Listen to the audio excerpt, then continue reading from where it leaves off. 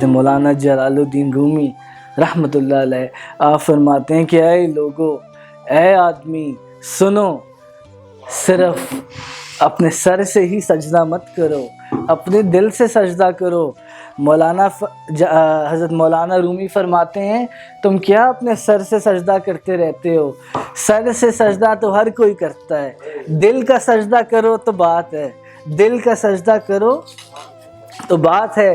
اسی کے اوپر حضرت علامہ اقبال رحمۃ اللہ علیہ آپ نے فرمایا نا کہ شوق تیرا اگر نہ ہو میری نماز کے امام، میرا قیام بھی ہے حجاب، میرا سجود بھی حجاب۔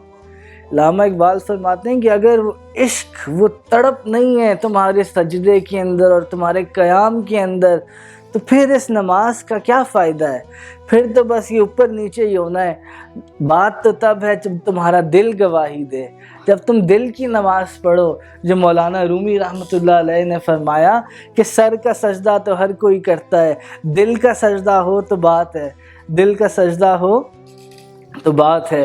اور یہی خلوص نیت کی بات ہے۔ تو حدیث شریف بخاری شریف شروع ہی اسی حدیث سے ہوتی ہے کہ انما الاعمال بالنیات، کہ اعمال کا دار و مدار جو ہے وہ نیتوں کے اوپر ہے۔ تو یہ ایک ایسا خلوص نیت ہے کہ انسان عشق اور محبت الہی کے اندر ایسا سرشار ہو کہ وہ اعمال کی طرف نہ دیکھے، وہ اس کا جزا کی طرف نہ دیکھے، بس وہ محبوب کے لیے اس کا ذکر کرے۔ حضرت عیسیٰ علیہ السلام سے پوچھا گیا کہ خالص اعمال کا ہونا کیسا ہے، خالص عبادت کا ہونا کیسا ہے؟ تو آپ نے فرمایا کہ خالص عبادت کا ہونا یہ ہے کہ انسان بس رضائے الہی کے لیے اس کا ذکر کرے اور جزا کی پرواہ نہ کرے، جزا کی پرواہ نہ کرے۔ ہم نماز پڑھتے ہیں اس خوف سے کہ اللہ تبارک و تعالیٰ نے نماز پڑھنے کا حکم فرمایا اور جو نہ پڑھے اس کے لیے بھی سخت حکم فرمایا۔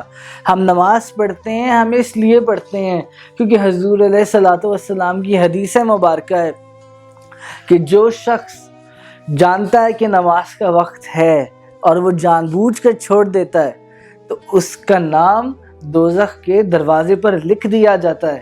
ہم اس خوف سے نماز پڑھتے ہیں، مگر ہم اس محبت میں بھی کبھی نماز پڑھتے ہیں کہ یہ نماز حضور علیہ الصلوۃ والسلام کی آنکھوں کی ٹھنڈک ہے۔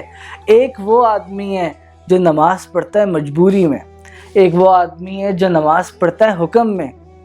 حکم بجا لانا بے شک یہ آداب کو ملحوظ خاطر رکھنا ہے، مگر ایک آدمی ہے جو صرف حکم پورا کرتا ہے اور وہ نماز پڑھ لیتا ہے اور کوئی توجہ بھی نہیں رکھتا نماز پڑھتے ہوئے، رضائے الہی کی طرف بھی توجہ نہیں دیتا۔ اور پھر ایک آدمی ہے جو حکم کے ساتھ ساتھ محبوب کی اداؤں کو پورا کرتا ہے، وہ اس محبت میں نماز کو پڑھتا ہے کہ یہ تاجدار انبیاء کی سنت تھی، یہ رحمت للعالمین کی سنت تھی، یہ تاجدار انبیاء کی آنکھوں کی ٹھنڈک تھی۔ تو حضور علیہ الصلوۃ والسلام کی آنکھوں کی ٹھنڈک نماز ہے۔